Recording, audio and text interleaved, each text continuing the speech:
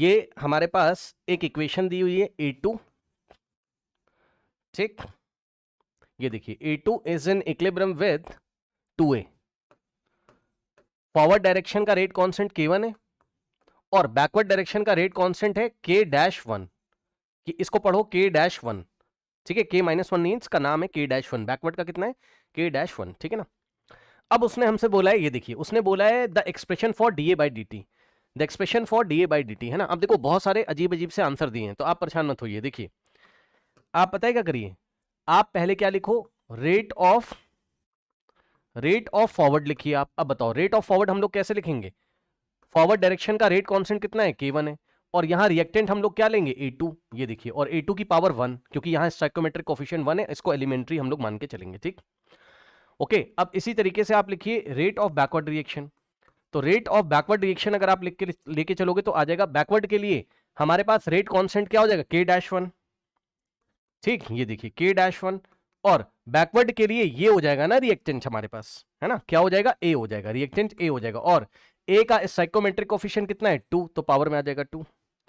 अब हम लोग क्या निकालेंगे? R net. ये देखिए, अब हम लोग क्या निकालेंगे? नेट रेट निकालेंगे, रेट नेट। तो नेट रेट कितना आएगा बताइए? रेट ऑफ फॉरवर्ड, RF का मतलब rate of forward minus rate of backward, ठीक। तो देखिए रेट ऑफ फॉरवर्ड कितना है हमारे पास? K1 A2 minus rate of backward कितना है हमारे पास? K-1 एंड A², इस तरीके से, ठीक।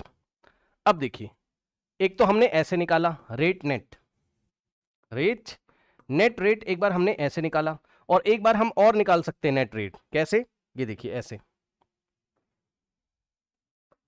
ये देखिए रेट नेट हम एक बार in terms of the reactant and product भी निकाल सकते हैं। कैसे? ये देखिए, रिएक्टेंट क्या है हमारे पास? A2, तो क्या हो जाएगा? Minus d by d t, और यहां आ जाएगा A2, सही है। और स्टोइकोमेट्रिक कोफिशिएंट कितना है इसका? 1 है, तो 1 से डिवाइड करोगे तो उतना ही तो आएगा, और माइनस क्यों लगाया? क्योंकि डिसोशिएट हो रहा है। और इसके लिए कैसे लिखोगे? इसके रिस्पेक्ट में नेट रेट कैसे लिखोगे?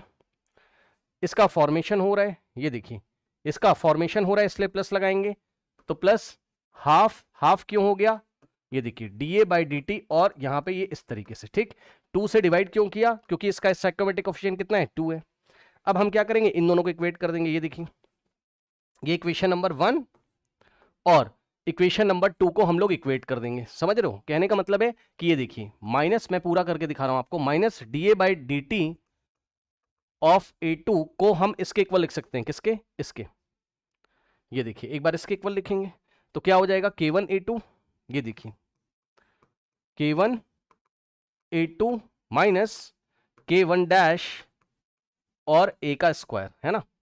ये देखिए, ठीक। और एक बार हम क्या करेंगे? हम इसको भी इसके इक्वेट करेंगे, क्योंकि ये भी तो नेट रेट है, ये भी तो नेट रेट है ना। तो हमारे पास क्या हो जाएगा?